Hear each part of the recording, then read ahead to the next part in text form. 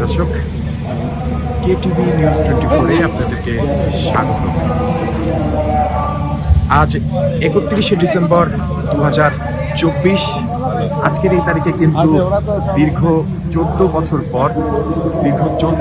পর বাংলাদেশ ইসলামী ছাত্র শিবির তারা কিন্তু দীর্ঘ 14 বছর পর প্রকাশ্যে সোহরাওয়ার্দী উদ্যানে আজকের এই কেন্দ্রীয় সম্মেলন অনুষ্ঠিত করেছেন। সেই অনুষ্ঠান উপলক্ষে কিন্তু আজকের কেন্দ্রীয় সম্মেলন উপলক্ষে কিন্তু একটি অনুষ্ঠান মুখর পরিবেশ তৈরি হয়েছে। সারা বাংলাদেশ ইসলামী ছাত্র শিবিরের নেতা নেতৃত্ব তারা কিন্তু যোগ দিয়েছেন। আমরা অনুষ্ঠান মুখর পরিবেশের অংশ হিসেবে এখানে আমরা খুবই সুসজ্জিত সুশৃঙ্খল একটি সম্মেলনের চিত্র আমরা কিন্তু দেখতে পাচ্ছি এবং আপনাদেরকে দেখানোর চেষ্টা করছি। কেন্দ্রীয় সম্মেলন 2024 বাংলাদেশ জামাত ইসলামী ছাত্র শিবির সোহরাওয়ার্দী উদ্যানে দীর্ঘ 14 বছর পর প্রকাশ্যে কিন্তু তারা এই উৎসবমুখর সম্মেলন অনুষ্ঠিত করেছেন এবং এই অনুষ্ঠানকে কেন্দ্র করে একটি উৎসবমুখর পরিবেশ তৈরি হয়েছে এই মুহূর্তে সোহরাওয়ার্দী উদ্যানে।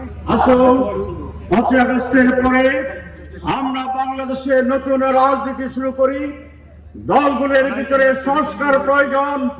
জাতীয় সংস্কারের সাথে সাথে প্রত্যেকটি দল তার নিজস্ব প্রয়োজনীয় সংস্কার করবেন, সেই আশাবাদ আমরা ব্যক্ত করি এবং আগামী দিনের পরিবর্তনের যে লড়াই, যে অধ্যায় শুরু হয়েছে, সে অধ্যায়ে ছাত্র শিবির যেভাবে পরিবর্তনের ভূমিকা রেখেছিল সেইভাবে ইন্টেলেকচুয়াল এবং ফিজিক্যাল এফার্ট দিয়ে সেটাকে সফল করার জন্য এগিয়ে নিয়ে যাবে, এই আশাবাদ ব্যক্ত করে আমি আমার বক্তব্য শেষ করছি।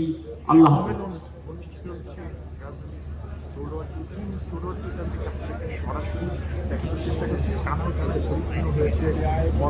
এবং এই মঞ্চ থেকেই কিন্তু আজকে ঘোষণা করা হবে 2025 সেশনের সভাপতির নাম।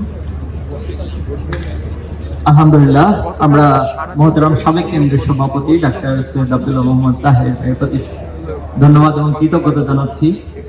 সম্মানিত উপস্থিতি, আমরা প্রোগ্রামের প্রথম অধিবেশনের শেষ পর্যায়ে এসে পৌঁছেছি। আমাদের মাঝে উপস্থিত হয়েছেন ফ্যাসিবাদ বিরোধী আন্দোলন, ফ্যাসিবাদের পতন আন্দোলনে অন্যতম সমন্বয়ক জনাব সাজ্জিদ আলম। তিনি আমাদের উদ্দেশ্যে সালাম এবং শুভেচ্ছা বিনিময় করলেন।